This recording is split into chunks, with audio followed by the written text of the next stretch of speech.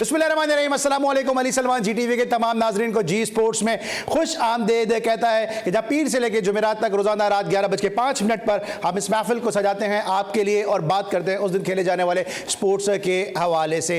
और आज हम बात करेंगे पाकिस्तान क्रिकेट के मामला के बारे में और साथ साथ पाकिस्तान और न्यूजीलैंड की टीमों के दरमियान सीरीज अपने अख्ताम को पहुंची, जहां पे T20 सीरीज दोनों टीमों के दरमियान बराबर हुई और उसके बाद फिर वनडे सीरीज में पाकिस्तान को 4-1 से कामयाबी हासिल हुई। एक ऐसा मैच जो सीरीज का आखिरी मैच था जहां पाकिस्तान जीत हासिल करने के बाद अपनी नंबर 1 रैंकिंग को बरकरार रख सकता था। पाकिस्तान उस मैच को लूज कर गया और सिर्फ 46 से 48 घंटों के दौरान पाकिस्तान की टीम नंबर 1 की रैंकिंग को लूज कर गई। पाकिस्तान क्रिकेट से जुड़े मामला पर गुफ्तगू करने के लिए आज मेरे साथ एक ऐसी जबरदस्त शख्सियत मौजूद है कि जिनको स्पोर्ट्स जर्नलिज्म में कई दिहाइयों का तजुर्बा हासिल है। और जब उनका कलम था, जब वो लिखते थे तो कलम की काट से उनके जो कलम के नश्तर थे उससे कई लोगों के दिल और सीने चिर जाते थे। और अब जब वो अपना यूट्यूब शो कर रहे हैं तो बोल्ड बोलते हैं, बुलंद बोलते हैं, उम्दा बोलते हैं, शुस्ता बोलते हैं और दिल से बात करते हैं। मेरे साथ मौजूद हैं हमारे बहुत ही अपने senior sports and season sports journalist Syed Mohsin Ali साहब इस्लामाबाद से। अस्सलाम वालेकुम मोहसिन भाई।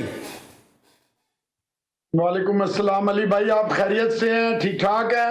मैं बिल्कुल ठीक ठाक हूँ। हम दिल और सीने उनके चीरते हैं जिनके इस काबिल होते हैं, वरना हम तो फूल पेश करते हैं। हम तो फूल पेश करने वाले लोग। पहले अभी आज सुनते हैं आज आप कितने फूल पेश करते हैं। इससे पहले कि मोहसिन भाई के साथ मैं गुफ्तगू का आगाज करूं, सबसे पहले प्रोग्राम का फॉर्मेट आज की टॉप स्टोरीज। मुझे अभी वर्ल्ड कप तक कप्तानी का कुछ नहीं मालूम। मुझे नहीं बताया गया कि मैं वर्ल्ड कप तक कप्तान बरकरार रहूंगा। बाबर आजम। वनडे की नंबर 1 रैंकिंग छिन जाने का अफसोस है, लेकिन वर्ल्ड कप के लिए रैंकिंग अहम नहीं होती। शादाब खान। पाकिस्तानी क्रिकेट टीम अहम मौके पर कारकर्दगी दिखाने में हमेशा नाकाम रहती है। साबिक चेयरमैन रमीज राजा। पाकिस्तान टीम वर्ल्ड कप के लिए बिल्कुल तैयार है। बाबर आजम को अभी 1-2 चीजों पर काम करने की जरूरत है। साबिक कप्तान शाहिद अफरीदी। कामरान अकमल, आप मेरे रोल मॉडल हैं। आपका ख्याल रखने और साथ देने का बहुत शुक्रिया। उमर अकमल। पाकिस्तान अंडर-19 टीम ने बांग्लादेश को दूसरे वनडे में 78 रन से हरा दिया। कोयटा में मुनक्किद होने वाले 34वें नेशनल गेम्स की मशल का सफर जारी। जमान अनवर जानी पहलवान ने रुस्तमे पाकिस्तान दंगल जीत लिया। इंग्लिश प्रीमियर में टाइटल की जंग में तेजी। दिफाई चैंपियन मैनचेस्टर सिटी ने लीड्स यूनाइटेड को शिकस्त देकर अव्वल पोजीशन पर फिर कब्जा कर लिया। जी नाज़रीन, ये थी आज की टॉप स्टोरीज और अब गुफ्तगू का आगाज करेंगे सैयद मोहसिन अली साहब से। मोहसिन भाई, सबसे पहले तो ये बताइए कि अभी रमीज राजा साहब ने भी एक स्टेटमेंट दिया और आपने भी एक दिन कवर किया होगा कि पाकिस्तान जिस तरह आखिरी 5वें एक रोज़ा मैच में शिकस्त हुई है, no one was expecting that we will get defeat in this final match. Expect कर रहे थे आप? ऑनेस्टली बताऊं तो मुझे लगता था कि न्यूजीलैंड बहुत टफ फाइट देगा and I was very very surprised कि न्यूजीलैंड की टीम इतनी हल्की क्यों निकली। बॉलिंग में देखे कुछ लोग झूठ बोलने से अली सलमान साहब सच नहीं हो जाएंगी चीजें। हमने फील्ड में रह के इतने साल वक्त के फिरौनों का मुकाबला किया और सच बात लिखने से और बोलने से बाज नहीं आए, चाहे वो पीटीवी स्पोर्ट्स हो, चाहे वो कोई बड़े से बड़ा चैनल हो, चाहे वो कोई भी हो। हमारी जिंदगी में ये रहा। देखें, मैं इस पे बिल्कुल बिलीव नहीं करता कि मैं पाकिस्तानी बनकर सोचूं। Yes, when it comes to my country, it is my pride, it is my passion, it is my life, it is my love. But when you are talking about sports, you should be very very very very unbiased and neutral. मैं आपको बताऊं, इस New Zealand की team से पाकिस्तान को 5-0 जीतना चाहिए था। चाहे वो T20 थे, चाहे वनडे। उससे पहले देखें इनकी चालाकियां देखें अली साहब, कि ये समझते हैं पूरा पाकिस्तान जो है बेवकूफ है। पाकिस्तान को पता कुछ नहीं है। 2-4 इन्होंने पेड़ जो अपने हर के मालिशे और पालिशे करते हैं, वो हर चेयरमैन के आने के बाद जो है, मैं जर्नलिस्टों की बात कर रहा हूं अभी, वो हर चेयरमैन की शान में कलामे करते हैं, लिखते हैं। देखिए अफगानिस्तान में मैंने कहा था इन्होंने चालाकी की है।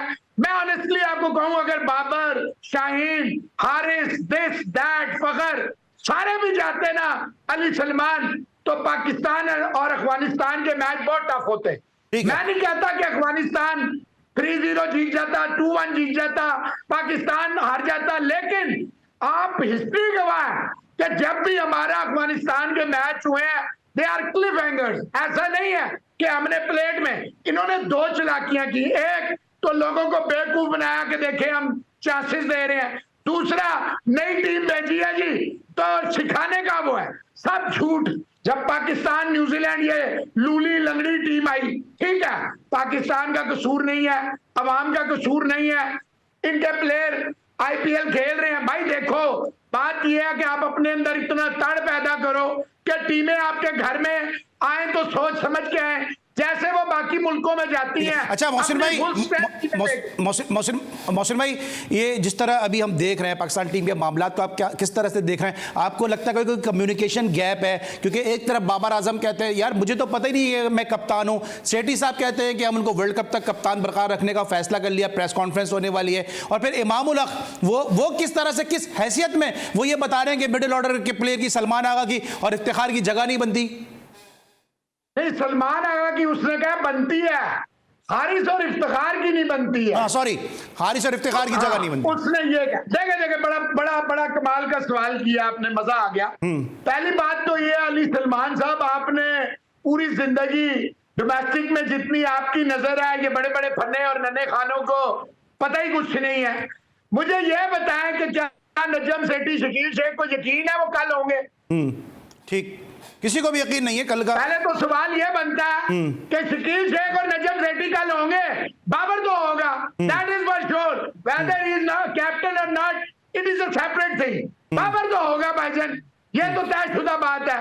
देखिए, ये जो पाकिस्तान क्रिकेट में जब ऊपर से पैराशूटर्स लाए जाते हैं ना, तो इन पैराशूटर्स को इनका काम ही है। देखिए, इतनी आपने कवर किया, शकील शेख कई दफा आपके शोज में आया, नजम सेठी को आपने कवर किया, कितनी बढ़के इन्होंने 4 साल में मारी। हम अकाउंटेबिलिटी करेंगे पाकिस्तान क्रिकेट बोर्ड के अंदर, ये जो हैवी सैलरीज ले रहे हैं इनसे जा। सबसे पहले मैं आपको बताऊं, इन्होंने जाकिर खान को एक्सटेंशन दी कि इमरान खान अगर आ जाए तो शायद हम बच जाए, ये इनके डर का आलम है।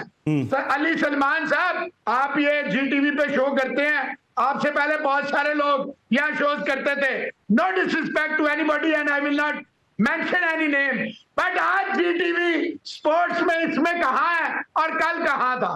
तो पाकिस्तान क्रिकेट बोर्ड में जो बंदा 22 साल हर चेयरमैन का यस मैन रहा हो, जिसने सिवाय अपनी औलाद, अपने लिए, इसके अलावा उसको कुछ ना मिलता, वो क्रिकेट की बेहतरी करेगा।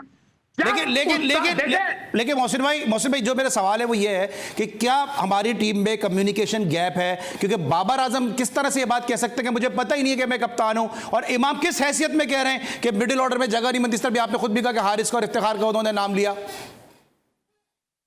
देखिए, ये इसके साथ कनेक्टेड था ना, मैं उसी तरफ आ रहा था। बहरहाल, ये सारी गेमें खेलता है शकील शेख, ये मास्टर है। क्योंकि देखिए, ये कभी नहीं चाहेगा अली सलमान के कोई लाइक फाइक लोग जो है, अभी आप देख लें, नदीम खान सिर्फ फारिग हुआ है, बाकी सारे उसी तरह। मोइन खान का शोर मचा रहा था। बात यह है कि इसको कमजोर लोग चाहिए, ये जान के टीम में डिवीजन रखता है, जो ये वहां 5 स्टार होटलों में पेट्रोल गाड़ियां मौजें इनकी। देखें, किस मुल्क में ऐसा होता है अली सलमान के वहां के ऑफिसर जो है वो प्लेयरों से ज्यादा सैलरियां और पर्क्स एंड प्रिविलेज ले। ये धूप में प्लेयर जाता है, ब्रांड प्लेयर है। नजम सेठी और शकील शेख किसी तरह भी ब्रांड नहीं है। आप देखें, पढ़ो ठीक। मैं ब्रेक लेता हूं, जरा ब्रेक के बाद वापस आता हूं, जरा इस मौजू को कंटिन्यू करते हैं। सैयद मोहसिन अली साहब हमारे जरिए वीडियो लिंक इस्लामाबाद से ब्रेक लेंगे, जब ब्रेक के बाद वापस आएंगे तो जरा इस पे मजीद गुफ्तगू करेंगे। मिलते हैं छोटे से ब्रेक के बाद।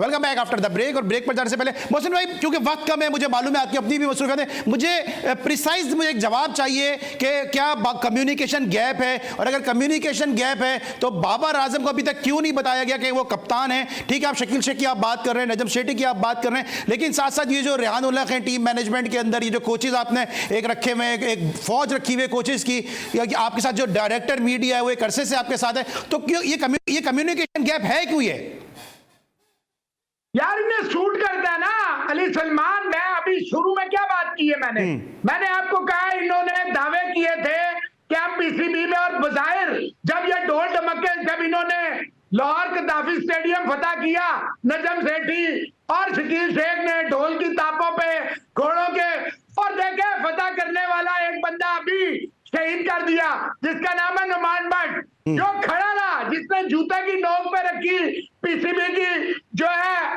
वो गवर्निंग बोर्ड की, वो क्वेटा में इजलास में, वो उसको इन्होंने शहीद कर दिया। बात ये मेरा भाई कि ये नजम सेठी की हिस्ट्री है।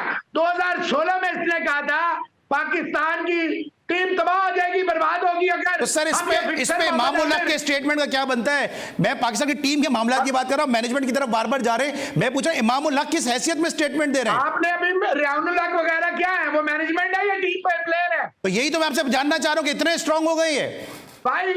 देखे इमामुल हक और बाबर आजम एक दोस्त थे आपके कराची में होटल की लॉबी में, इन्होंने एक दूसरे का वो हाल किया, आपकी सोच है।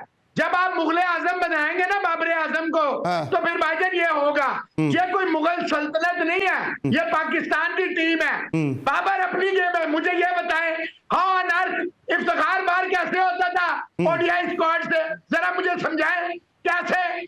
जहां आप शाहिनशाह अफरीदी को क्या बनाना चाह रहे हैं, वो मेरा भाई उसका काम है बॉलिंग करना, विकेट देना, उसको आप ऑलराउंडर बना रहे हैं, वो वसीम अकरम है। कमाल की बात है।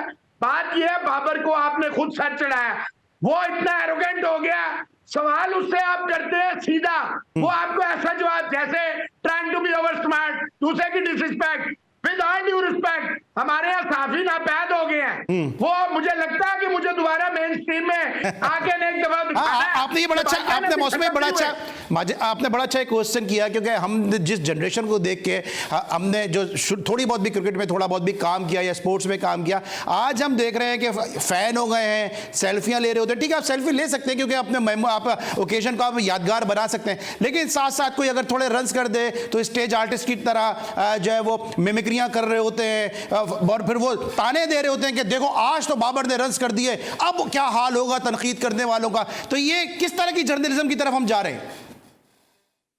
यार मेरी बात सुनो, आपको भी 20-25 साल हो गए, कोई 35वां साल मेरा भी चल रहा है। मेरी कभी ग्राउंड से आपने किसी स्टार सुपरस्टार के साथ तस्वीर देखी है? सर तस्वीर का इशू नहीं है, मुझे सिर्फ ये है कि सिर्फ ये ताने देना, तंज करना, मिमिक्री। जब आप पेड एजेंट्स बनेंगे ना तो फिर यही होगा। मुझे बताएं शान मसूद की परफॉर्मेंस, आपके तो फिंगर टिप्स पे होती है ये, कौन सी उसकी परफॉर्मेंसेस है? लास्ट कॉल में 50 लाना, वो तो आपको बैट पकड़ा के भेज देंगे, 60 वालों में 50 तो आप भी कर देंगे। पाकिस्तान को क्या फायदा है? ये देखें, मैं आपको एक आज बात बता दूं, ये कोई तरीका नहीं है चेयरमैन हर दफा चेंज हो बाकी सारे वहीं बैठे रहे। तरीका ये है क्रॉस द बोर्ड अकाउंटेबिलिटी, वो ये है कि जुनेद जिया को भी निकाले, वो ये है कि जाकिर खान को भी निकाले, वो ये है कि नीचे से ऊपर देखें। ये नहीं है कि पूरा पाकिस्तान क्रिकेट बोर्ड में सब निकम्मे हैं। फैसल हसनैन का रोल क्या है? 25 लाख। ये पिछले जब से ये आए हैं 5-6 महीने से, ये जो समी बरनी है इसका क्या रोल है? माजिद भट्टी कह रहा हूँ, सॉरी, वो अमजद भट्टी, वो जो है उसका क्या रोल है? वो नजम सेठी का गार्ड ऑफ ऑनर दे रहा होता है। मतलब मजाक। अच्छा अभी आपने, क्योंकि मोहसिन भाई बात सुन ले मेरी, एक बात सुन ले, इसमें बड़ी इंपॉर्टेंट है।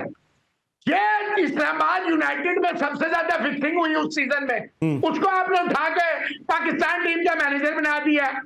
अच्छा इफ्तिखार नागी भी मैनेजर है, ठीक है। अच्छा मजे की बात यह है कि आपने वो सीमा को भी लगाया हुआ है। यार मेरी बात सुनो, पाकिस्तानी कौम को गिरवी क्यों नहीं रख देते मिकी आर्थर के पास, जिसने कईयों का कैरियर तबाह किया? अच्छा भाई, अच्छा मोहसिन भाई, ये अभी आप जो कह रहे हैं कि बाबर आजम को आपने मुगल आजम बनाया हुआ है, तो ये तो रमीज भाई भी बना के गए। उन्होंने कहा जब वो चेयरमैन थे, क्या एक चेयरमैन को ये जेब देता है ये कहना कि जी बाबर आजम के अलावा मुझे कुछ नजर नहीं आता? और अब तो और हद कर दी उन्होंने कि बाबर आजम को डॉन ब्रैडमैन से मिला दिया। रमीज राजा ने यूट्यूब चलाना है कि नहीं? कल वो कहता था ब्लैंक चेक आपके कराची से, वो कहा है ब्लैंक चेक? वो कहता था कोहली के 4 कैच छूटे हैं, कोहली कोई प्लेयर है। वो ये कहता था इंडिया के साथ हम नहीं खेलेंगे, आज मिन्नतें कर रहा है उनकी कमेंट्री लेने के लिए। किसका नाम ले रहे हैं यार? देखें, ये जो रमीज राजा साहब है, ये जिम्बाब्वे से आप आ रहे, इंडिया से आप आ रहे, एशिया कप में आप श्रीलंका से दोनों मैच हारे, अफगानिस्तान से मर मर के आप जीते, 2021 के वर्ल्ड कप में आपने इंडिया को हराया, वो टॉस की मेहरबानियां, दुबई की पिचें आपको पता ही है, फिर जिस तरह हमें न्यूजीलैंड को हमने हराया, फिर सेमीफाइनल में हमारे टॉप स्टार शहनशाह अफरीदी साहब रह गए। देखें, बात यह अली सलमान साहब, आप जो बॉलर है वो अगर एक आध छक्का चौका लगाए, थैंक यू वेरी मच भाई, उससे बॉलिंग करवाएं। नसीम शाह और Wasim junior are the two most improve bowlers. Ehsan Ullah का क्या भाईजान मसला है, इसको किस लिए पिंडी की बेड़ा गर्क पिच पे खिला के कराची में इस बेचारे को बाहर बिठा दिया। रेस्ट देना है शाहीन को दे, हारिस रऊफ को दे, आप रेस्ट उसको दे रहे हैं जिसने इतना शानदार अभी अफगानिस्तान के खिलाफ 6 विकेटें लेके आया, पीएसएल अच्छा खेला। ठीक है। अच्छा मोहसिन भाई, ये बताएं कि अब ये क्विकली, क्योंकि मुझे पता है आपकी मसरूफियात भी हैं, ये बताइएगा कि अब जो अभी जो फॉरेन मिनिस्टर है हमारे बिलावल भुट्टो जरदारी साहब, ये इंडिया गए और सुनने में आया कि ज़्यादा अच्छा इनको वहाँ से रिस्पॉन्स इसलिए नहीं मिल सका क्योंकि क्रिकेट के मामला जो है वो सही नहीं हो सके, क्योंकि हम तो एज ए स्पोर्ट्समैन ही बात करेंगे, क्योंकि कोई बर्फ़ पिघलती नजर नहीं आई है। तो आपको क्या लगता है कि इस दौरे के बाद कुछ बेहतरी की उम्मीद है, क्योंकि अब श्रीलंका को एशिया कप के सेकेंड ऑप्शन के तौर पर बात की जा रही है, और मुझे याद है मेरे शो में आपने गुज़िश्ता कोई 3-4 महीने पहले ही कह दिया था कि पाकिस्तान में एशिया कप होता नजर नहीं आ रहा। तो भाईजान हमको यूट्यूबर थोड़ी हैं, फिर क्या है, हमको यूट्यूब पे बैठ के लोगों को बेवकूफ थोड़ी बनाते हैं, फील्ड में जाते हैं। तो बात यह मेरा भाई, एक बात याद रखिएगा, अब नजम अजीज सेठी जर्नलिस्ट से अच्छा है, तगड़ा जर्नलिस्ट है, इसमें कोई शक नहीं। अब इसकी जर्नलिस्टिक उसकी जो है ना टेस्ट है। अब ये जब पहले हमने कहा था कि यार देखें 2018 में इंडिया भी दुबई ले गया था एशिया कप, हम नहीं जा रहे थे, तो हमने उस वक्त कहा था कि भाई बीच का हल निकालें। देखो एक बात तो तय है, रिलेशन सोर्स है, ये इसमें कोई शक नहीं, बिलावल गया नहीं गया ये सब साइड की बातें हैं। बात यह है कि हमने उस वक्त ऑफर की थी, इन्होंने कहा नहीं पाकिस्तान में होगा, हाइब्रिड होगा। बांग्लादेश और श्रीलंका ने रिजेक्ट कर दिया, अफगानिस्तान कभी आपका साथ देगा नहीं, नेपाल बेचारा क्यों नहीं खेलेगा, वो पहला उसका है, तो आप अकेले बैठ के यहाँ बांसुरियां बजाएं। ये वही नजम अजीज सेठी है जो फिक्सर्स को लाता है, ये वही नजम अजीज सेठी है जो कौम को नवीद सुनाता है। सुपर बिग 4 में आ गए हैं, इंडिया अब 7 दफा आएगा, बायलैटरल होगी और उसके बाद केस करके। अच्छा अभी एक और भी तो गारंटी मांग रहे हैं, चैंपियंस ट्रॉफी की गारंटी भी तो मांग रहे हैं अभी। और भाई अगलों ने कहा है हम श्रीलंका में करा रहे हैं, तुमने खेलना है खेलो, नहीं खेलना जाओ। ये नजम अजीज देखें, जब तक कोई क्रिकेटर नहीं होगा ना अली सलमान, जब तक कोई क्रिकेटर, अगर आप आज ये जी स्पोर्ट्स पे आपकी जगह आपके प्रोड्यूसर को बिठा देंगे तो फिर वो बेपर की मारेगा। ये जो हर प्रेस कॉन्फ्रेंस में ये शर्मिंदा होते हैं, क्यों होते हैं पता नहीं, किस किस के कार्ड बना देते हैं। जानवर लोग आप जैसे बाहर बैठ जाते हैं, हम जैसे लोग जूते पे नहीं लिखते कि हम क्यों सवाल करें जब इनकी औकात नहीं। जब हमने सवाल करने थे, हमने शारजा में भी सवाल किए, दुबई में भी किए, पाकिस्तान में भी किए, क्यों कि हमारा राइट है। लेकिन मोहसिन भाई आपकी सारी बातों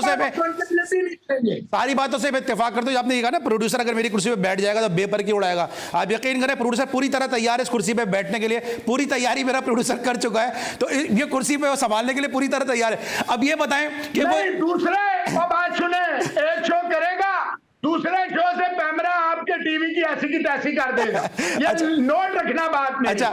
अच्छा आप मुझे किसी और पुराने प्रोड्यूसर की बात कर रहे हैं, मैं समझ गया आप किस प्रोड्यूसर की बात कर रहे हैं। अच्छा मोहसिन भाई, ये जो मैं आपसे सीधी बात कर रहा हूं। अच्छा मोहसिन भाई, ये जो अभी विराट कोहली के साथ इंडिया में हो रहा है, ये क्या हो रहा है, आपको क्या लग रहा है कि उस नवीन उलग को कि जो गोल ग्लेडिएटर में आमिर के साथ उलझता है, वो फिर शाहिद आफरीदी के साथ उलझता है, वही गोल ग्लेडिएटर जब कोयटा ग्लेडिएटर बनती है तो उसको अपने स्क्वाड में ले लेती है, फिर उसके बाद हम देख रहे हैं कि वो जो है वो बिग बैश खेलने से मना कर देता है, उसके बाद हम ये देख रहे होते हैं कि अब वो जाके विराट कोहली जैसे बड़े प्लेयर के साथ उलझ गया और फिर गंभीर भी इस बहस में आ गए। ये आपको लगता है कि कोहली को गिराने की कोशिश है सारी?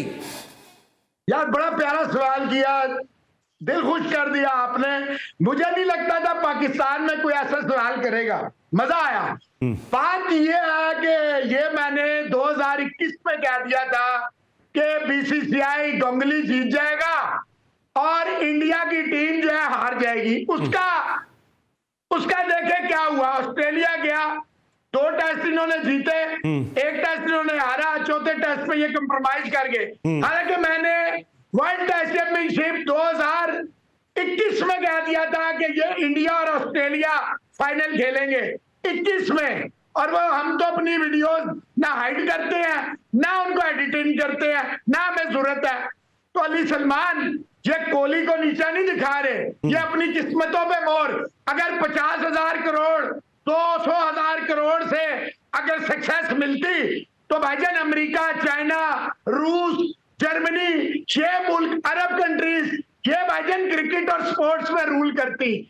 स्पोर्ट जो है ये कोहली है जिसने इन्हें शिनाख्त दी। ऑस्ट्रेलिया में जाके उनकी आंखों में आंखें डाली, उनको सर झुकवाया। ये कोहली है जिसने पाकिस्तान से 2022 का मैच छीन के ले गया वर्ल्ड कप का। ये वो देखें, दुख ये नहीं है कि वो नवीन उल हक है या फलाना है।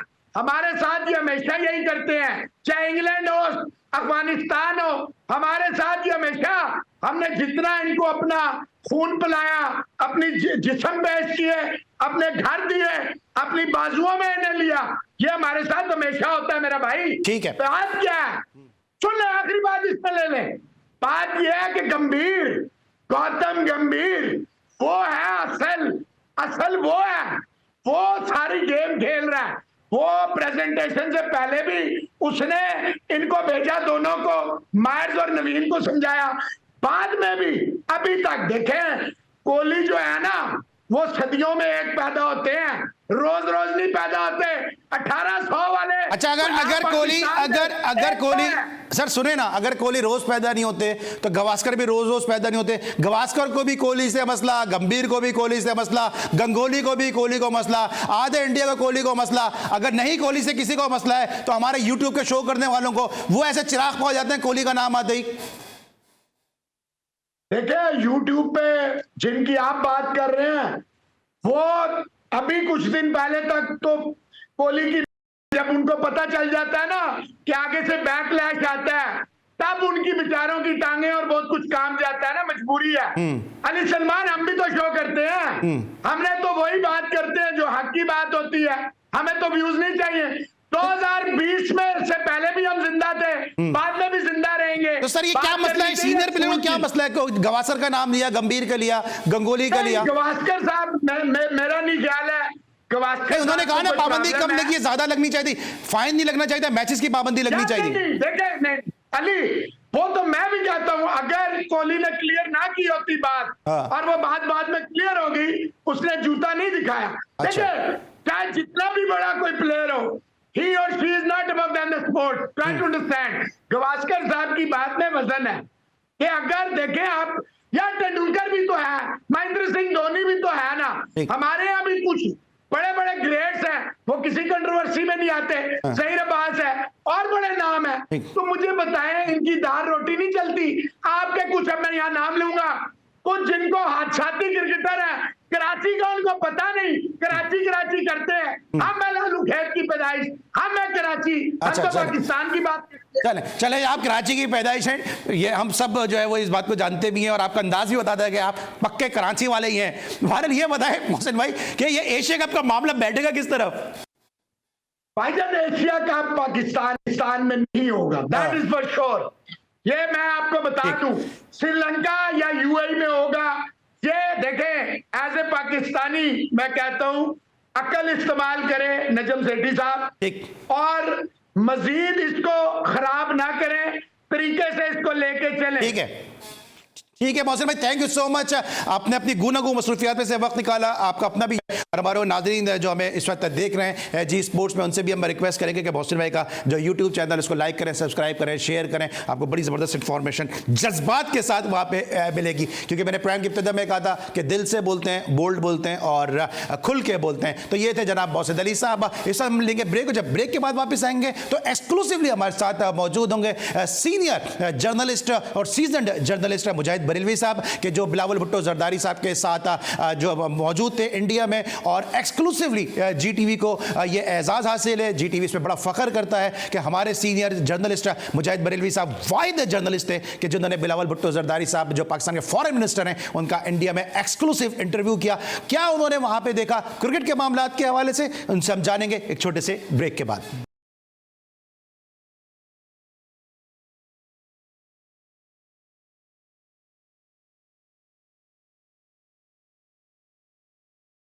Welcome back after the break. और ब्रेक पर जाने से पहले हमारे साथ मौजूद थे सैयद मोहसिन अली साहब कि जिनसे अब पाकिस्तान क्रिकेट और दीगर उमूर पे गुफ्तगू कर रहे थे। और जिस तरह ब्रेक पर जाने से पहले कहा कि हमारे साथ मौजूद होंगे सीनियर जर्नलिस्ट, सीजन जर्नलिस्ट मुजाहिद बरेलवी साहब। और जीटीवी को यह एजाज़ और फ़ख्र हासिल है कि जब पाकिस्तान के फॉरेन मिनिस्टर बिलावल भुट्टो जरदारी साहब ने अब से चंद दिन कबल इंडिया का दौरा किया, और तो उस दौरे में मुजाहिद बरेलवी साहब भी उनके साथ मौजूद थे। और ये वाहिद शख्सियत थे, वाहिद एंकर थे, वाहिद जर्नलिस्ट थे कि जिनको वहाँ पर इनके इंटरव्यू करने का भी मौका मिला। बरेलवी साहब को शो में खुश आमदेद कहते हैं। सर वक्त का मैं स्ट्रेट अवे मुझे बताइएगा कि आप बिलावल भुट्टो जरदारी साहब के साथ वहां मौजूद थे, वहां पे क्या माहौल था, और एशिया कप के हवाले से आपने वहां के मीडिया में क्या फिजा देखी?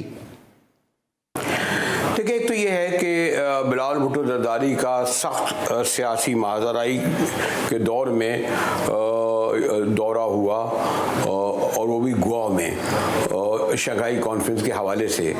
वो कि शंघाई कॉन्फ्रेंस का ताल्लुक फूड और एनर्जी और सिक्योरिटी से है, लेकिन वो पूरी शंघाई कॉन्फ्रेंस सिमट कर बिलावल भुट्टो पर आ गई। और उससे भी ज़्यादा अहम ये कि क्या बिलावल भुट्टो की उनके काउंटर पार्ट यानी वज़ीर ख़ारजा सुब्रमण्यम से होगी, जो बड़े सगीर लाइन लेते हैं। ये भी जोर था कि इनमें शेक हैंड होगा या नहीं होगा, यानी इस हद तक लोग नज़र रखते हैं। तो उस माहौल में बिलावल वहाँ गए, और पता नहीं जब उनका जो इब्तदाई जो डिनर था पहले दिन, उसमें शेक हैंड हुआ या नहीं हुआ, लेकिन सलाम दुआ ज़रूर हुई, जो कहते हैं हेलो हाय। अलबत्ता जो जब इफ्तिताई इजाज़ था शंघाई कॉन्फ्रेंस का, उसमें बड़ी एग्रेसिव तकरीर थी उनके फॉरेन मिनिस्टर की।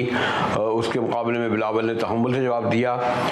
तो लेकिन इससे हट कर के हुकूमती सतह पर हुकूमत का रवैया कितना भी जाराना हो, हमने अंदाज़ा लगाया ख़ास तौर पर मीडिया में। और जब मैं मीडिया कहता हूँ तो मैं मीडिया को डिवाइड नहीं करता कि ये पॉलिटिक्स कवर करते हैं, ये स्पोर्ट कवर करते हैं, ये जो है वो सिक्योरिटी को देखते हैं। सहाफ़ी होता है, और बड़ा सहाफ़ी ख़ास तौर पर। अब यही देखिए कि जो हिंदुस्तान के सबसे बड़े चैनल CNN-IBM के सर राजेंद्र देसाई हैं, उन्होंने 35 मिनट के जब इंटरव्यू लिया बिलावल से, तो और माइक वाइक उतर गए, तो अचानक वो कहेंगे नहीं मिस्टर फॉरेन मिनिस्टर, ये बताइए क्रिकेट के बारे में। इस पर बिलावल ज़रा हंस दिए, बोले मैं क्रिकेट पे क्या कहूँगा, यानी माइक खड़ा है। फिर भी यानी उन्होंने बहरहाल बहुत सीनियर जर्नलिस्ट है, फिर उनके माइक लगा के कहा कि अब क्या पाकिस्तानी क्रिकेट टीम एशिया खेलने आएगी, क्या आने में कोई हर्ज है? तो बिलावल ने कहा कि जब मैं जो है फॉरेन मिनिस्टर हूँ,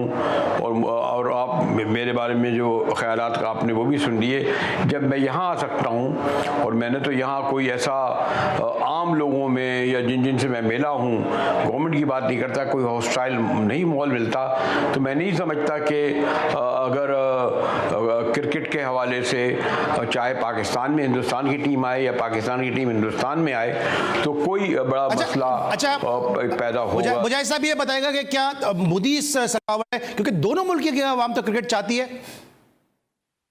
मैं ये समझता हूँ कि हिंदुस्तान और पाकिस्तान बरसगीर पाक हिंद के अवाम ख़ास तौर पर क्रिकेट के मैदान में पाकिस्तान और हिंदुस्तान को देखना चाहते हैं। और फी ज़माना आपको इल्म है कि अब पॉलिटिक्स जो है वो महज सियासतदानों के रहम करम पे नहीं रही है। मुल्कों के ताल्लुकात सिर्फ महज सियासतदानों के दोस्ती या दुश्मनी में नहीं रहे हैं, बल्कि जो क्रिकेट दोनों सपोनेंट के अवाम के ब्लड में है, वो देखना चाहते हैं, खुश होते हैं। और उससे भी ज़्यादा ये कि हिंदुस्तानी जो हैं, जो बिजनेसमैन हैं या पाकिस्तानी हैं, वो तो समझते हैं जी इससे तो जो हम अभी अरबों कमा रहे हैं खरबों कमाएंगे।